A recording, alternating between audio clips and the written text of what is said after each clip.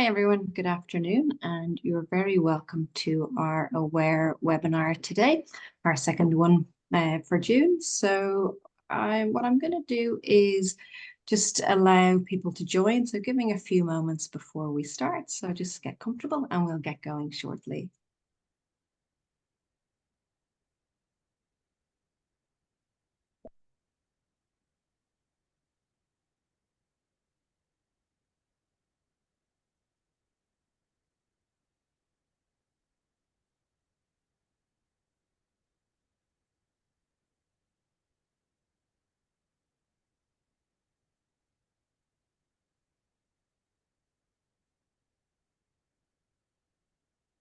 So welcome to those joining. My name is Dr. Susan Brannick, and you're all very welcome to this Aware webinar today, talking about mental health in the LGBTQ plus community. So just before we get going, I'll share a little bit about Aware. So for those of you who aren't familiar with our services, we provide free information and support and wellbeing programs for anyone affected by anxiety, depression, and bipolar disorder, as well as those supporting a loved one. So you can find more information about the services we offer on aware.ie. Today, I'll introduce my guests in just a moment, but we welcome any questions that you have on the topic today. So we'll do our best to get to as many as we can. And if there are any questions that you're left with after, please do get in contact with your GP or mental health professional if anything comes up. So I'm delighted today to welcome Dil Wickremasinghe and Sinead Keane. So Dil, I might start with you and just invite you to introduce yourself briefly.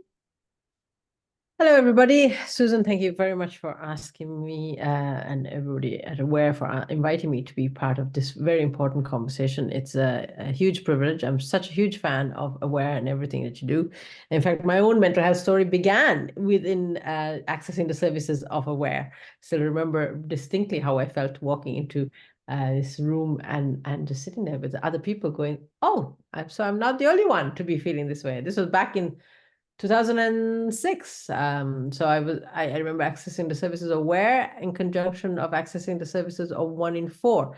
And that was really where my own story of recovery and my love and passion for psychotherapy began. So I'm a journalist, I'm a broadcaster, and in 2011, I co-founded with Anne-Marie, Anne-Marie Toole, my wife, Insight Matters, which is a service that's based in Dublin 1 on Capel Street. And together we are 100 therapists, and we have the privilege of supporting the mental health of 600 clients weekly and internationally. And we would be well known to be a GSRD, a gender, sexuality, relationship diversity, and LGBTQI plus affirming service. So on that note, happy Pride to all joining.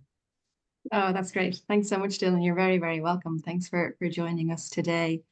And then to just inviting Sinead Keane, so who's Deputy CEO and Director of Communications at Belong To and Psychotherapist. You're very welcome, Sinead. You might introduce yourself to the panel as well. Yeah, thanks so much for having me here today. So my name is Sinead, my pronouns are she, her, and I work with Belong To. We're a national LGBT youth organisation. So we provide support services for LGBT young people and their families across the country. We also provide training for mental health professionals and educators, so for anyone who might meet LGBT young people in their worlds. And then additionally, I work as a psychotherapist and have a private practice where I often meet LGBT community and family members and parents of LGBT individuals as well. That's great. Thanks, Sinead. And you're very welcome. You're both very welcome to the conversation today. And Sinead, I think you were saying you might have some connection problems, so please do kind of let us know if anything comes up, but hopefully it should be okay for now. Connection is unstable. I think that's always very funny. I always get a chat. Your connection is unstable. Yeah, yeah. It's not just my Wi-Fi that's unstable. Yeah, it's variable. Yeah. And I guess just before we were coming on, we were talking, weren't we, even just about kind of thinking about terms and definitions and maybe kind of making sure that everyone is familiar even with what those kind of words that we might be using today might represent. So Sinead, would you be okay just to kind of go through that a little bit for us? What would we mean when we say LGBTQ plus? Yeah, of course. I think it's really important when we're doing a talk like this to remember that not everyone has an understanding of what being LGBT is, or even knows a terminology, and that's totally okay. This is a space for people to learn and for people to come to with no knowledge potentially. So when we say LGBT plus, we're saying lesbian, gay, bisexual, trans, queer, and then the plus covers lots of other different identities. And I suppose part of learning for anyone who's coming into space and is LGBT themselves, there's always kind of a learning when you realize that you are around, what does all this mean and what is the LGBT community and all that kind of stuff. But for family members as well, it can feel very confusing when someone comes to you with a term and you might have no idea what it means. So it's just important to start off at that ground level and like make everyone aware that it's okay not to know everything. That's very much normal. There's so many different terms and it can feel like a bit of a minefield. So it's okay not to know, and there's plenty of places you can go to get factual information about LGBT identities. Yeah, that's great. Thanks, Sinead. And I guess as we're talking here, again, really kind of welcoming questions that people might have, either even about whether it's terms or just ideas that are coming up, or even kind of personal experiences. So that's really kind of welcome. And I suppose we had wanted to do.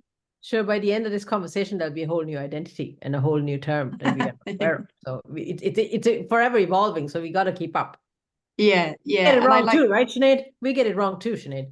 Yeah, of course. Yeah. Yeah. So it's okay to not know, I think is really key, isn't it? And to kind of learn, that's really positive. And I suppose the reason maybe we kind of wanted to do this webinar is really because I suppose a lot of research would indicate, wouldn't it, that kind of mental health difficulties might be more prevalent in this community. So, and I guess that's not because of inherent situations, but it might be because of external factors as well. So in terms of kind of stigma, discrimination, so kind of social circumstances that can impact on mental health. So I suppose my kind of hope was that we might kind of talk through some of those and maybe provide kind of I guess a perspective for anyone who is LGBTQ plus, or maybe supports someone or who cares about someone in that community, kind of how they might I suppose look after mental health kind of more generally.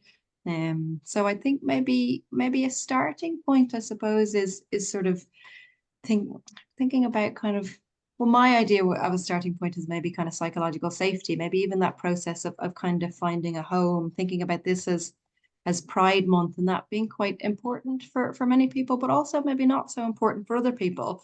And I guess kind of people might vary in that. And I wonder maybe that idea about kind of finding a community, what it's like to come out and how that sort of sits. And I know they're quite big topics, aren't they? But I wonder, Dil, I might start with you to kind of kick off around that. Because when you come out, I mean, before you come out to anybody, you have to kind of come out to yourself. That's the biggie. Because I know personally, I think I knew I was gay when I was about 12, 13. But see, there's that point of realizing, and then I remember kind of pushing it as far as possible from my consciousness, because I knew what it would mean. And I think that's the big piece. It's about not about just embracing, becoming aware of your sexuality or gender identity, but also what does this now mean? Because everybody around you has their life pretty much mapped out in front of them. You kind of know what the life will look like if you are heterosexual. First of all, you don't have to say anything to anybody about who you love, and then life just kind of takes a life of its own, so to speak. But when you come out, things just are different. You take a different path. You tend to be the odd one out, so to speak. So all of that can play a massive part on your mental health. It's the fact that from an early stage, and now it's not like there's young people knowing, and Sinead would say this, and we see it in our service as well, children as young as 3 and 4 coming out in relation to their gender identity. But it's that realization. It's because you are in a state of bliss, especially if you're 3 or 4 and you find yourself in a family that is very open and understanding, and it takes you maybe to the services of a gender affirming specialists, so they feel all supported, and I'd say half the time they're probably only, what's the fuss about, why am I going to see a therapist? I feel happy, but it's that moment when the child or the person realizes, the external world will feel very differently about me if I choose to embrace my true identity. And it's that moment that is crucial, really, in relation to what our journey will look like. Because if you are born in a supportive family that will really support you and nurture you and hold your hand through this process and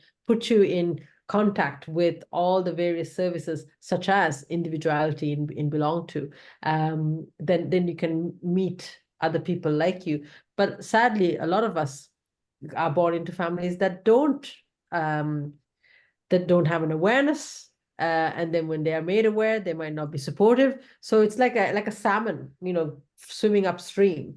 And that's when the trouble starts, because even walking into a group, like, especially if you haven't had that acceptance or that nurturing environment at home, how could you walk into, say, a peer support group like in individuality and feel, oh, this is going to be great? Like, a lot of clients who I work with, that I would encourage to join groups with either TENI, the Transgender Equality Network, Ireland group, or we Belong To, there is huge fear in engaging in groups because they've had bad experiences.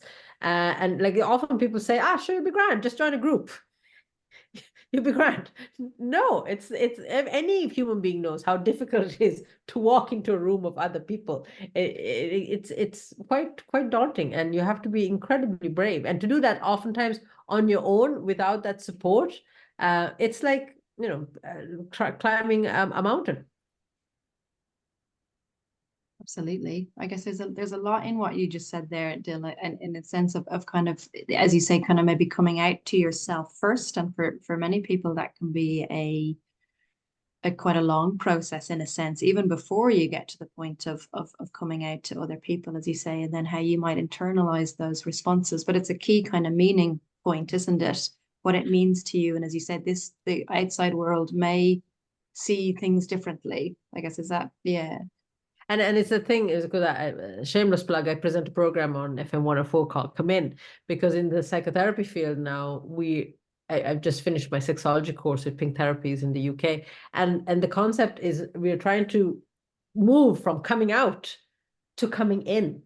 As in you as the person is going to invite people that you think are worthy of you sharing this deeply intimate part of you, and it's done in a safe way, as opposed to just like I did, and like many people, it's screaming it from the rooftops, and then really exposing yourself to unfortunately very negative experiences. So coming in, and the world then in turn has to feel safe enough, that, as you mentioned, the psychological safety, safe enough for the world to say, actually, you can come into us now.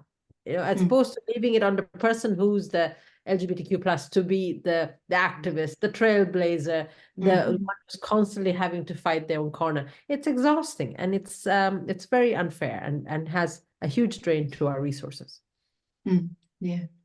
And I see you nodding along there, Sinead. I wonder what you think about that, or what you might add in. Yeah, well, first of all, I'm really glad that you mentioned around the title of the title of it not being inherent, because I think it's really important for people who are LGBT to know that it isn't like you're inherently that it's not because of you that you're at greater risk of mental health difficulties. That it is about the external environment that we live in, unfortunately. When it can be around legislation or society or social media, and all those things have an impact on oneself. So we work with 13 to 24-year-olds that Belong To. And from our latest research, what we're finding is that young people are knowing when they're 12 and they're telling someone when they're 14. So those 2 years can be quite difficult in between, because, before you're coming out, there can be intense feelings of internal conflict, of fear, of shame, worry that you're going to be abandoned, or that your family aren't going to support you. And as you know, as we know as therapists, while it can be a good coping mechanism for a while, you know, there's a greater cost to holding things in and not sharing who you truly are. And I suppose that's part of what we do belong to, and what also I would do as a psychotherapist in terms of psychological safety, work with people to help them find greater clarity about themselves, so that people can actually feel that they can come out first to themselves, as Dil said, and then to family members and friends. For those who might be listening or watching this, who are families or parents or grandparents, you know, I suppose what's important for those people is when someone comes out to them is to have a think about, you know, we always say about responding instead of reacting. So people can have a reaction to something and they don't know that someone's LGBT, and that they might feel quite conflicted. They might be having their own journey through that. And so I think that's a space where some short-term counselling can be really good for a family member, or we have a family support service here I belong to bring them through their own stages. So a young person might have gone through this all internally themselves and now be at a space to tell people, but sometimes the people that they let know, it comes as a bit of a shock to them. They just need a little bit of time to, like we were saying, even understand the terminology, think about what this means, often go through a grieving process, like Dil had mentioned about how, you know, for your children, you can, you know, it's often that you'd have a path laid out for what you might want their lives to look like. And sometimes then there's an experience of grief with having someone in your family come out to you. And that's okay. That's a normal part of this. And that's where we want to provide that holding space for parents, for family members as well. So once they have support themselves, they can then in turn support their family members as well, and I suppose help them find that acceptance within themselves. Mm-hmm.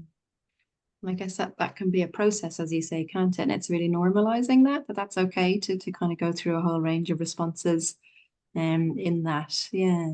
Yeah, I always think about that line, with every change in life, there's a loss. So it might be even a positive change, but there's a loss of something else, of maybe like an idea you had of what something might look like. Or, you know, I remember when I came out, one of the first things my mum said to me was, oh, you can still have children, because she knew of two lesbians down the road who had children. So that was like she had obviously wanted that for me, and that was part of the map that she had set out for herself. So it's about, I suppose, allowing people to go through that, and knowing that their initial reaction might not be their response and to you long term.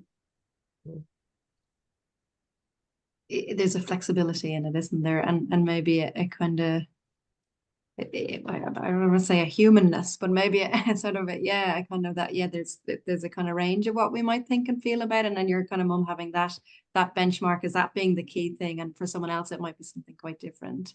Yeah, exactly. Yeah. And just allowing people the space for that, and that's okay to have, you know, to not know what to do or what to say. We do provide support services we have a family support service that belong to, and we also have information on our website for people, but just to even know that it's okay to kind of feel lost or upset if someone does come out to you and you're not expecting it.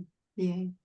And I guess that's probably true as well, isn't it? Across the lifespan, isn't it? I know, Sinead, you kind of work with younger people, but I suppose also people who might come out, or as you say, they'll kind of invite people in later on in life. And I wonder kind of about that, in terms of whether that might be similar or different in terms of that process, you know, of maybe being in 40s or 50s and sort of maybe kind of coming to terms with kind of an evolving sense of who you are, you know?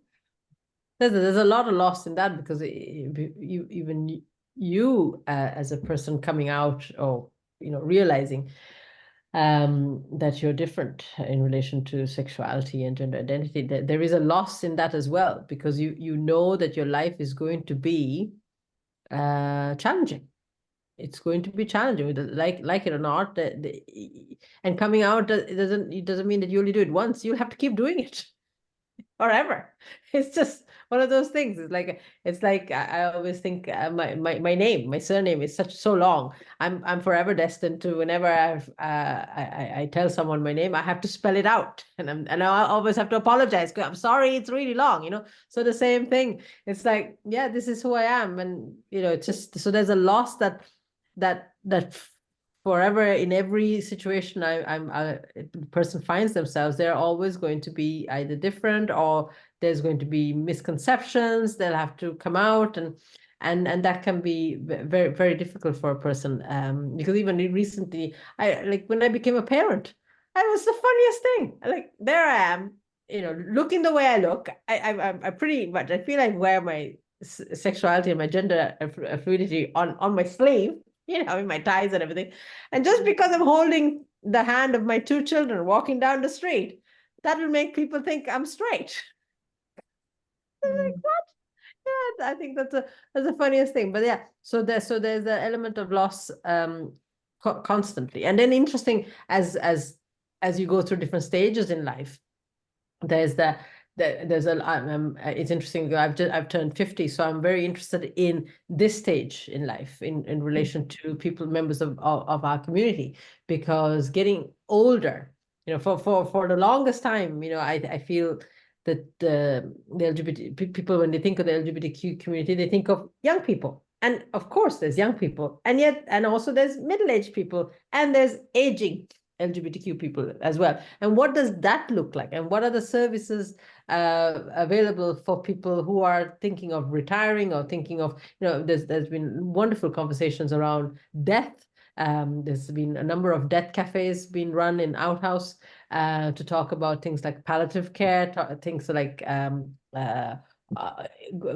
getting home care help, because many of us in our community feel that we have to go back into the closet when we're older, because suddenly now we have strangers coming into our home, and we feel that what if they're not inclusive minded, and what if they're homophobic? And so some of us, or maybe the hospice that you're going into is religiously run. So there's so many elements that we're still in the process of figuring out. I myself think, nursing homes, we need to have nursing homes with disco balls and Madonna music, because when the time comes and I have to go into a nursing home, there is no way I'm going into a boring beige nursing home. It better be snazzy, So it's interesting. There's so many because at least now there is an openness to discuss, because again, members of a community didn't live that long.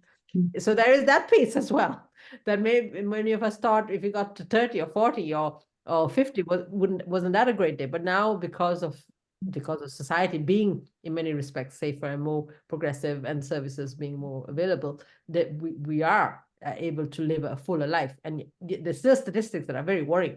I only recently I came across that, Sinead, maybe you might be aware of it, 38% of people who are bisexual have a less mortality rate than someone who is straight. So it really kind of shows that, because when you're bisexual, you are like neither here or there. You're not quite accepted within the LGBTQ community, or not quite accepted in the straight community. So that will bring on certain health related issues, which I found really striking. And that was quite a new statistic. 38%. That's very high. Sinead, did you have heard of that by any chance? No, I haven't actually. It's a huge number, isn't it? I guess. And is that the thinking, that there's that kind of gap in between accessing services or impacting? What's the thinking around the difference? It's falling between the cracks, because I think people are becoming more open and accepting of lesbian and gays, and then trans. There's still obviously so much talk about the trans community. There's healthcare and lack of everything, but bisexuals, I know people will call themselves pansexual now, but there are people who identify as bisexual people, and they often don't feel quite accepted. And I've worked with many bisexual clients who never felt quite comfortable, or were not gay enough to be part of the community. And then when they are amongst their straight friends, they're often fetishized, especially if they identify as female. So there's a lot of being lack of belonging. There's a sense of lack of belonging in community. So that as a result can bring on a lot of other issues, whether it's mental health issues, whether it's addiction, whether it's risky sexual behavior, whatever it is. Yeah, I think that's really key, isn't it? That idea, I guess, of that kind of belonging. And having a community that's kind of aligned to who you are, isn't it? And that being really key. And as you say, kind of, I really like that idea, Dil, of the disco balls in the care home. That I guess that there's but it's responsive to who the individual is. I think that's quite key. So my experience of working in older adult services as well is a huge amount of people feeling that need to kind of go back into the closet, as you say, and whether this kind of carer that comes into the home is going to understand kind of how our home situation is, or kind of being able to, I suppose, kind of be who you are in care settings. So these are kind of really key things, aren't they, that happen across the lifespan. And but also that idea that it's important to find that kind of collective or that community. And I suppose that it makes me think, as you say, that those kind of external circumstances can then collide a little bit potentially with someone's kind of own view of things, or kind of maybe internalizing some of those messages, or shame is a big thing as well. And we know those really impact on mental health. If you're hearing a lot of negativity externally or seeing it, and obviously there's positivity too, but and I guess that maybe kind of thinking about those, how those aspects impact on mental health. And I don't know, Sinead, if you kind of have a sense of that in your both of your roles even. Yeah, I suppose, you know, the we're looking at the self-acceptance piece, and then being in a space where you're receiving acceptance from others, and that's why it's so important for LGBT individuals to find their tribe and to find people who have maybe not just common experiences, but who have who are also have gone through some common experiences with them, that you can feel totally safe with, and totally totally authentic in yourself, so that you're not having to, as Dil said, kind of constantly come out to people, or you're not having to explain yourself, but to be in a space where you can just be fully yourself. And so we'd have youth groups here at Belong To, where we'd support youth groups, LGBT youth groups across the country, where young people can just come, have fun, but have a space where they can meet other LGBT young people who might know what that's like. And that's all there to kind of build that sense of acceptance and belonging and resilience. And it's also needed for everyone across the age span of the LGBT community. I think it's really important. One thing that we know from our research, though, and is that while, you know, members of the LGBT community do experience higher rates of depression and self-harm and anxiety, those over 25, we often see a leap towards things getting a lot better for that age group. And that might be that they've gone through some of that coming out experience and done some work on that self-acceptance piece. And I suppose as you're 25, you're a little bit more removed from your family home, or you might have moved on and start having your own life. So that being LGBT just becomes one part of your identity then as you get older, rather than feeling like everything. And I suppose what I want to mention there as part of that then is that, you know, once you reach that space, there's huge joy in being part of the LGBT community, and in terms of having self-acceptance, meeting people, being out and proud. And that's important too, to remember that it's not all doom and gloom, that there's some, like, when you get to a space where you feel comfortable with yourself and you've surrounded yourself by those who accept you and community, it can just feel like the most amazing thing. So I just want to mention that as well, that it's not all negative, and I suppose that's what supports like Belong To, supports like Dil's practice, like therapy practices are there to help you kind of find a space where you can extend kindness and care towards yourself and come to a place of self-acceptance, so that you can enjoy all the good parts of being LGBT. Queer joy, yay! It's really key, isn't it? As you say, Sinead, that's not the only part. And I guess there's something very liberating, isn't there, about or kind of very accepting about finding that kind of community and being understood, and offering that as well as a person back into the community. And yeah, I guess I wonder then about I suppose if someone was listening to this, thinking about what we've been talking about, I suppose if someone was listening to this and struggling, and maybe kind of struggling with their own mental health, or maybe struggling to find that kind of group or community that fits for them, what we're starting with you, Dil, what would you kind of say to that, or what do you think would be helpful there? Well, it's finding your place, isn't it? It's finding your place. And I think there's this expectation, you know, I was joking about disco balls, you know, it's like often there is this this perception that gay people have to be this way, you know, we have to like pride, we have to like gay bars, and the thing is, no, you know, just like our LGBTQ plus community, has its own prejudices and expectations that we put on ourselves, just like greater society. Greater society expects us to be a certain way, look a certain way, act a certain way. So our own LGBTQI plus community has certain expectations on us as well. So we can in turn push back and go, no, just because I am queer, it doesn't mean I have to look this way or act this way or like this or not like that. So find your place and don't feel, because I know I for years I was struggling. What should I look like? What should I like? What kind of music should I like? Where should I what kind of clubs should I go to? So because I thought you're doing all this to try and find a sense of belonging, but sometimes you'll be looking in places that maybe you actually are not meant to be in, and that's okay. It's okay for you not to be not wanting to be part of Pride. I think there is this enormous pressure that if you're gay, if you are LGBTQ plus, the first you have to come out. That's a big expectation. I was like, again, you don't have to do that. You can tell people that you trust.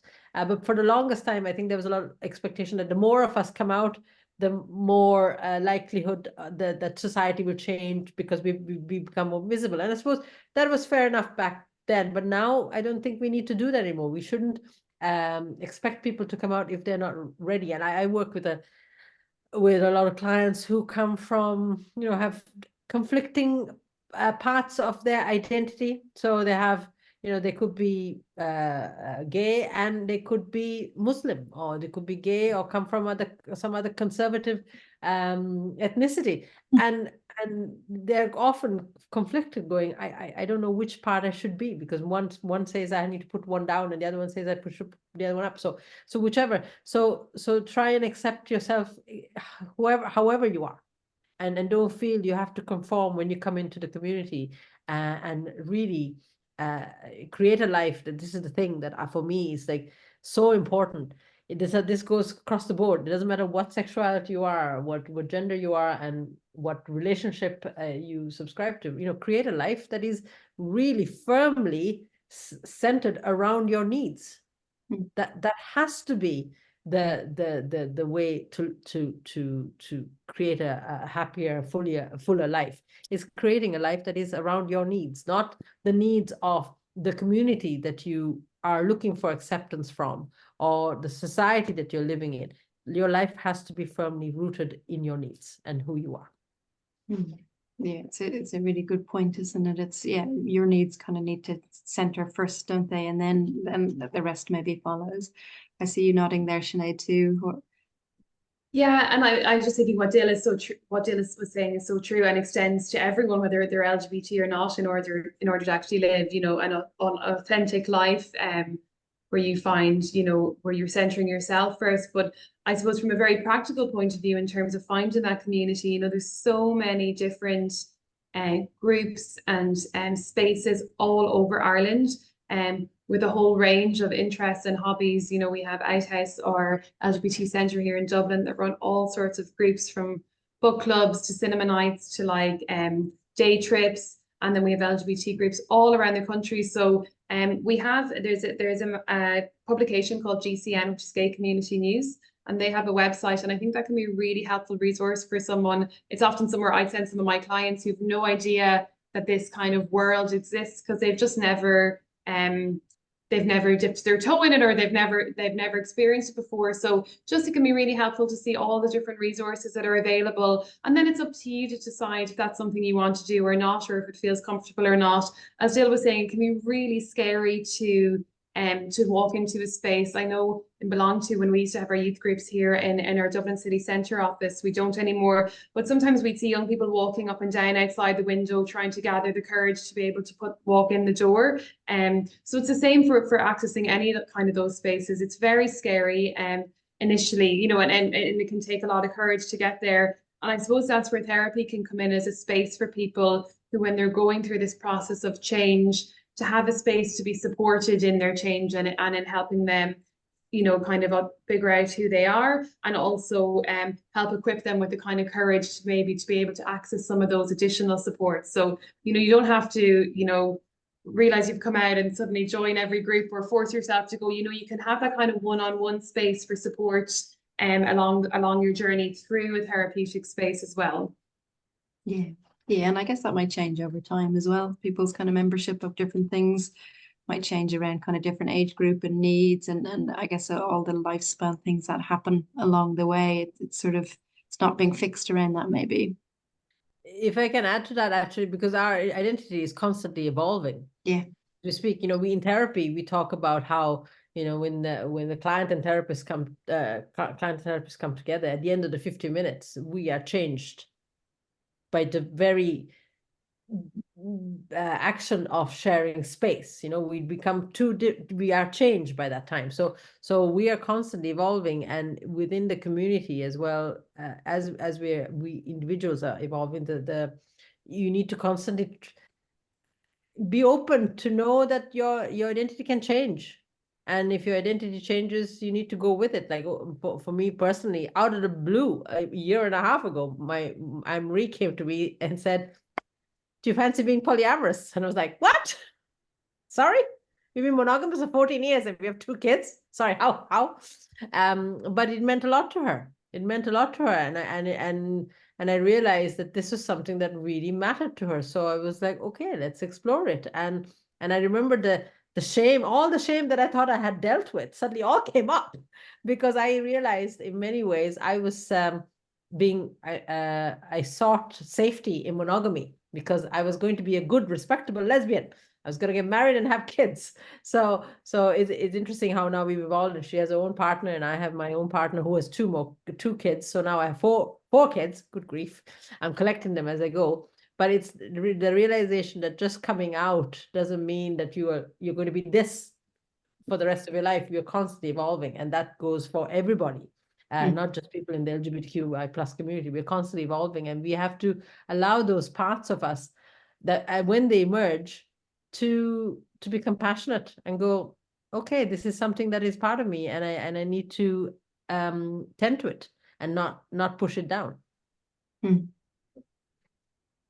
Yeah, it's really central, isn't it? That evolving sort of piece, and as you say, kind of the shame that we might feel has been dealt with, or different experiences kind of may well come up in new circumstances across the kind of lifespan of our lives. So and I think that's really interesting idea, isn't it, about seeking safety in the respectable lesbian. It's a bit like that idea of the good immigrant, isn't it? So as long as you do everything perfectly. Yeah, Susan, I was all of them. I was the good immigrant. I was, created employment. I did all the things. And then this is the thing that I was like, oh my God, people are not going to like me anymore. And guess what? People like me even more for being more myself. So it all worked out at the end. Yeah. But it's that idea, isn't it, that we have to meet this criteria that might be implicit messages in the culture, but also maybe our own ideas about, to be accepted, I need to be X or Y. And maybe there's something about interrogating that, whether, as you say, Sinead and Dil, maybe in therapy or through that personal reflection, but maybe not being bound to that.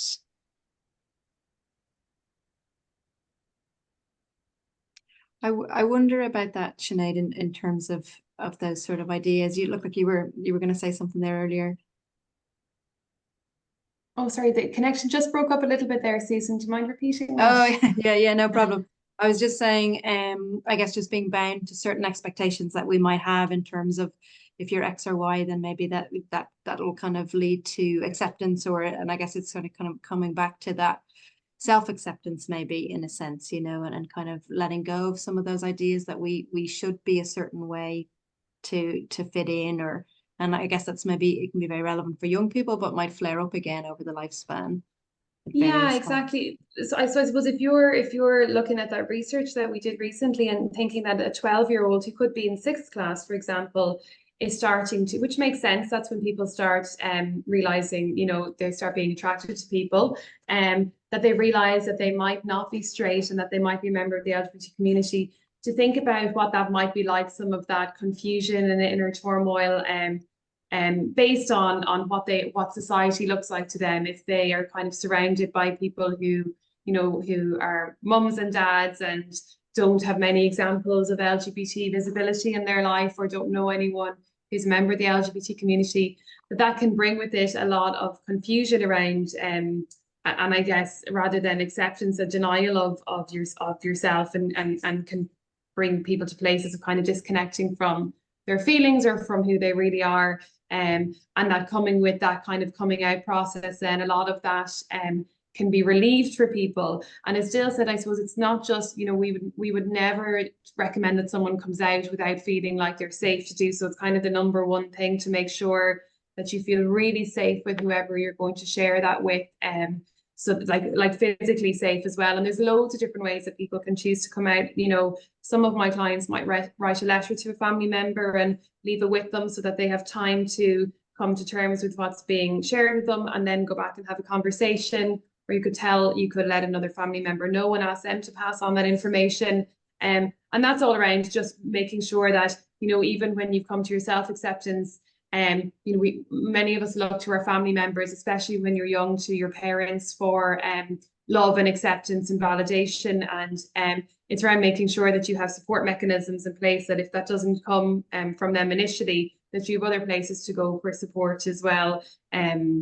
Yeah, and equally, you know, like I said, for parents too, who might be watching, around finding support for themselves, because in the same way that, you know, just say, for example, I came out to my mum then has to, or doesn't have to, but ends up coming out to our neighbours, her brothers and sisters, people she works with. And if you haven't done your own work around that acceptance piece, that can be really challenging too, because you don't know how to say it or what to say, or you might have your own feelings of shame or fear or confusion. So that's why it's really important, I think, you know, if someone comes out in a family, you know, families are a system and one part of the system has changed and that causes a whole system to change. So it's around equipping everyone then with the support that they need so they can come to that place as well. And it's funny because a few weeks ago, I was at a family wedding and I realized that I wasn't quite sure that everyone there knew that I was queer. And so I'm 38, you know, I came out quite a long time ago, but it's a constant piece of, oh, am I going to have to come out in this space? And do I need to let my partner know that this might be a surprise to some people there, that I'm going to be bringing a woman instead of a man? So it is something that comes up often. But I'm at a stage now where I've got a lot of resilience around it and I accept myself. So it's not as much fear-based, but it still popped up into my head before the occasion. I said, oh, I better have a think about this so we're not walking into a space kind of unprepared for what might be there. And I suppose, you know, we talked a little bit about the external environment as well earlier on. But unfortunately, you know, the external environment isn't always welcoming towards LGBT identities. Particularly at the moment, we're seeing kind of a hardening of attitudes towards LGBT identities across the globe. It's not just here in Ireland. And that, I suppose, reinforces that real need to find your tribe and to find some community support if you are feeling that there might be, you know, not fully safe externally, or finding that people aren't, or, you know, people are facing like bullying or discrimination, that you find spaces where you can feel supported and accepted for being who you really are. Yeah, it's certainly more relevant now, isn't it? What we're seeing is quite concerning in terms of that escalation in a sense. And I suppose there's linking that maybe to some of the, as you said, the reality for some people, there's not an expectation to gonna come out if it's not safe to. And as you were saying, Dil, also, even if it is safe, you also don't have to if you don't want to. You know, there's no expectation on that. Just linking into a question there that might be relevant for many people actually. So someone is kind of just writing in, kind of saying that one of their parents won't call them by their chosen name. They've sent them information on being non-binary, trans person, but the parent is still using the dead name. And I just wonder, kind of maybe kind of facing some of those difficulties, what both of you might kind of, and maybe it's kind of similar to what we've been saying in terms of finding those spaces where there is acceptance, but I wonder if there's anything else to add in, maybe where there can be that block to even using a name and everything that represents. Well, it's about setting a boundary. You know, it's you know, there is this societal expectation, and just that you often it's like, oh, you need to call your parents, you need to see your parents. You know, you have to do your duty by your parents. But and if you don't talk to your parents, people don't don't realize that maybe there is a reason for that. There's a very good reason why many of us, not just people from the LGBTQ community, many people have distanced themselves from family, because it's just unfortunately the person might be toxic, might just be just emotionally and psychologically damaging, so it's incredibly hard. But if this is something that's really impacting on your mental health, and your parent is consistently continuing to call you by your dead name, you need to have an uncomfortable conversation. The uncomfortable conversation is, look, if you continue doing this, it's going to make me want to see you less. It's going to actually damage our relationship, which is very hard for a child to tell their parent, irrespective of how old the child is. It's just very difficult. But sometimes these uncomfortable conversations have to happen, because no, you see such amazing parents who are, they've joined all the groups. They're there in the front row of all the events, and they're so supportive of their trans kids, or LGBTQ kids. But some parents just don't have it in them, and there is a real resistance in them in changing. And then unfortunately you have to be in that situation where sometimes you have to make the choice of taking yourself out of that. I had to do that with my own parents. I had to take myself out of their space, because I knew if I continued to be in their space, it would damage me. It would actually stop me from living my life. And no child really should be faced with that decision. It's either me or them. And unfortunately, sometimes it does come to that. Comes to that, and then you really need to, before you do that, have all the support structures around you. But an uncomfortable conversation feels like it needs to be had if the parent is not using the correct name or pronoun, for that matter. And Sinead, anything you might add in there? Yeah, Maybe well, I even a more suppose just to general acknowledge how that must feel for the person who's written that in, and what, that just makes me feel really sad for that person. And it sounds, if that's happening, that there could well be, feelings of sadness that they're feeling as well. I suppose Dil kind of looked at the continuum there, from the parents who were out at Pride waving the flags, to those in the rare cases where you might have to cease a relationship. But I do think there's that in between of people who, with information and support for themselves, that. Yeah, I think we might have lost Sinead there. Whoopsie. Yep. She's back. You're back. You're back. You're back. I'm We back. lost you there for a minute, Sinead. I don't know what happened there. Can you hear me okay? Yeah, you're grand. So I was just saying, there is that kind of in the middle there is a place for some parents who, just with information and support, can help get to that place over time.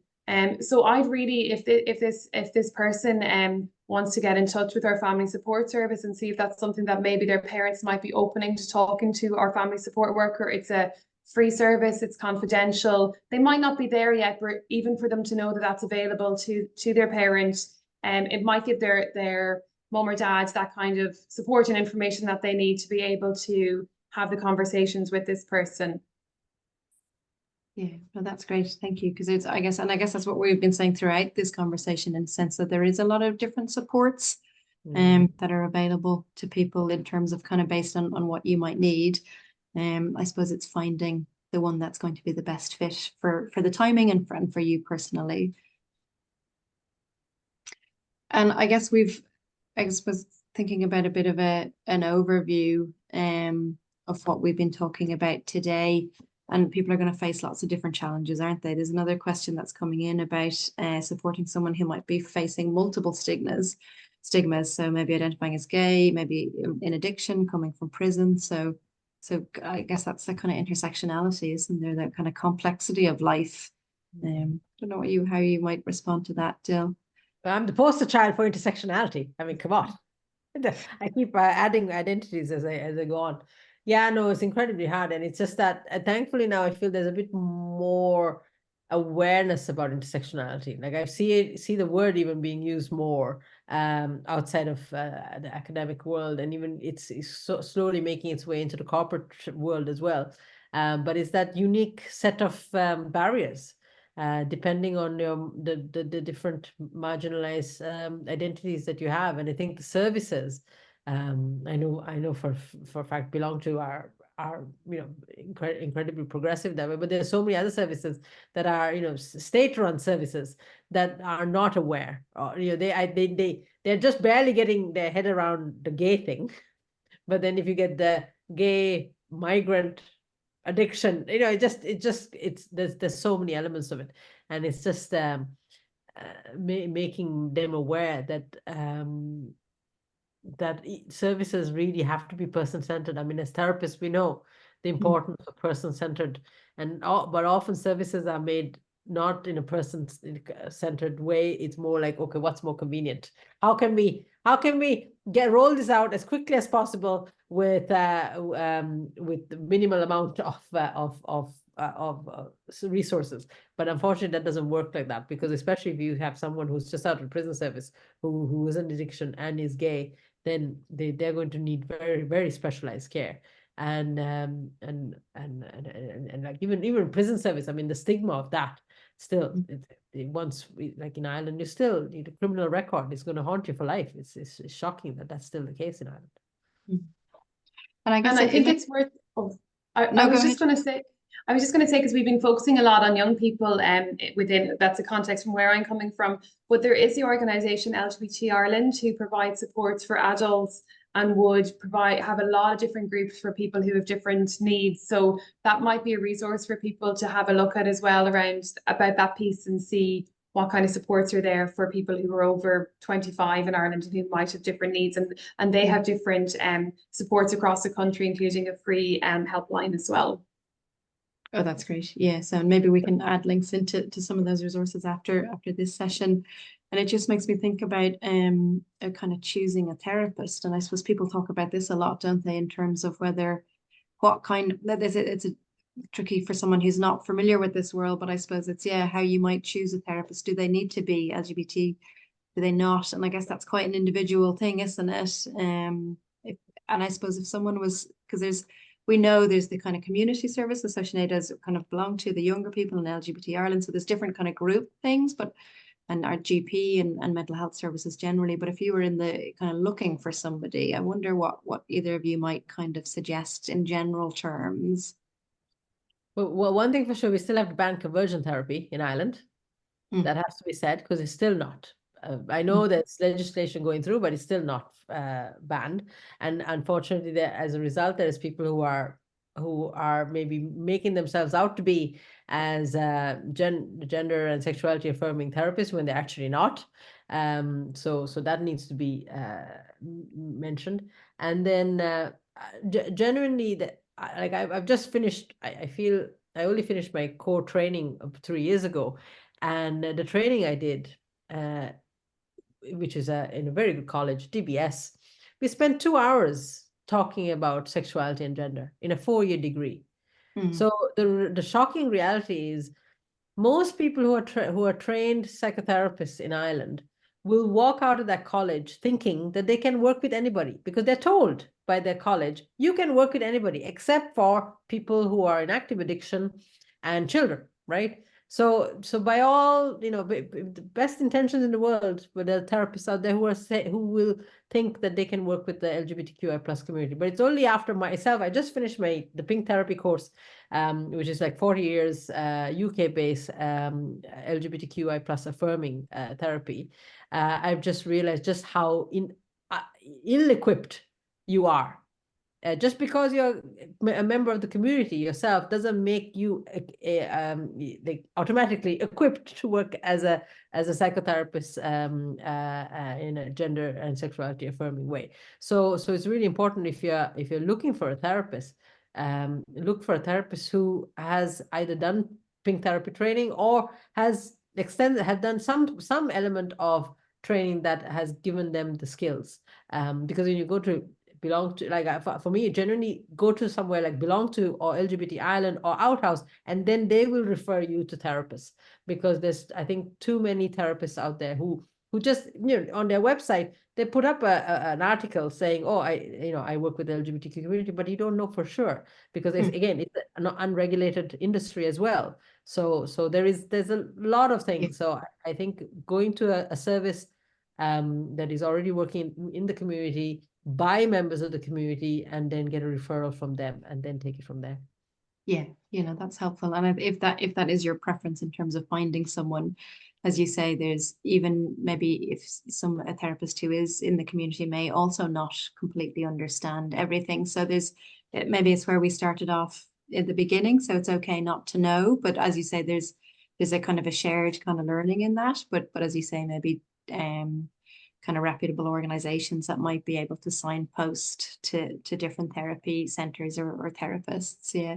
Sinead, did you want to add anything in there? Sorry, we in turn in St. Matters, we always refer people to other services as well. Okay, great. There's no way as a service that you can cater to all. Like if there's a therapist that say, oh, I can work with anybody, I always think there's something not right with that, because it's impossible for one therapist to be able to work with all the issues of human behavior. Yeah. No, the only thing I would add, I suppose, is to make sure, like with going to therapy for anything, is to make sure that someone is accredited with one of the representative bodies. I think that's really important as well. And as Dil said, that there isn't regulation, so it's important, for the IACP or IHIP, and make sure that your therapist has the right credentials to be able to work with you as well. It's pretty important. Yeah, no, that's really helpful. And I guess and not everyone is going to need or want therapy. There's nothing intrinsically necessary if you're LGBTQ plus that you're going to need it. What do you mean? Why wouldn't anyone want therapy? But not everyone is going to need or want it. I guess it's not like, by definition of membership that you're going to need it. It's maybe not. Maybe you might want it. I'm talking about all people, Susan. I'm talking about I'm just talking about I'm talking about all people. Why would you want to go through life without having therapy? Well, I would, yeah. I mean, I would agree, but I guess it's maybe not for everybody. But I suppose just really saying that it's not an equals, you know what I mean? Just because you're LGBT that you're going to need this, that's not the case at all.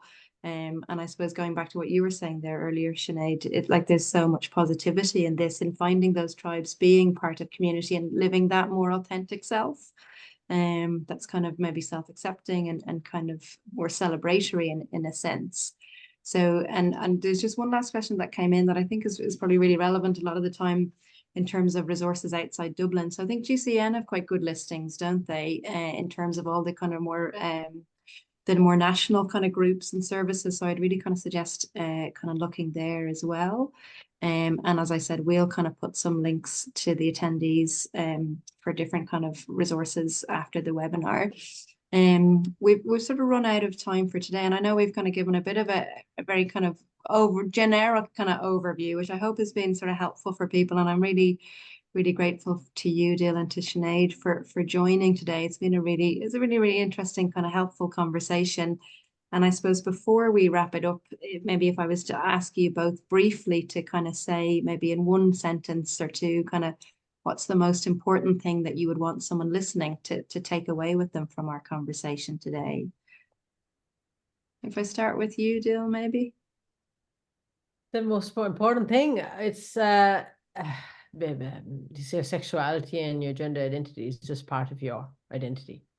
So there's absolutely, it needs to be tended, and you need to ensure you find the community and a sense of belonging, and then also just there's also a process of integration where everything just falls into place and you just go on and live a full life. I don't walk around thinking I'm gay. I don't walk around thinking I'm a member of the community. I'm just being human and doing the best I can. Genuinely doing the best I can, and pride. The other big thing is pride is not just once a year. It's not just the month of June. It is 365 of the times of the year, and I find it quite challenging sometimes. Corporates, they really push the boat out during the month of June, and then suddenly the 1st of July comes and everything is forgotten. So inclusion, diversity, equality, social justice, mental health, these are all issues that need to be a part of our daily conversations. To create a more compassionate world. Yeah, absolutely. Thank you. And Sinead? I suppose it's just that, that if you are struggling or need support, that there are so many resources out there. and not just for your mental health, but that there's so many groups and, individuals out there who are, who are there to help, for friendship and for belonging. And that once you get to that place of finding those people and being able to live authentically without kind of having that mask up or feeling like you can't be yourself, that your life, while none of us always live a happy life, that's there's going to be ups and downs as part of everyone's existence, but that you can live a very content life with great moments of joy as well. So I suppose that's what I would take away from this. That's great. Thanks a lot, Sinead. And thank you, Dil. Thanks both of you for joining today. As I said, it's been a really, really great discussion. So thank you very much. And moving on to the webinar then for next month. So we are going to be looking at understanding the impact of trauma. So that will be on the Wednesday, the 10th of July. So hopefully we'll see many of you there next month. So thanks again, Dil and Sinead, and we'll thank you all for joining. We'll see you soon. Happy Pride!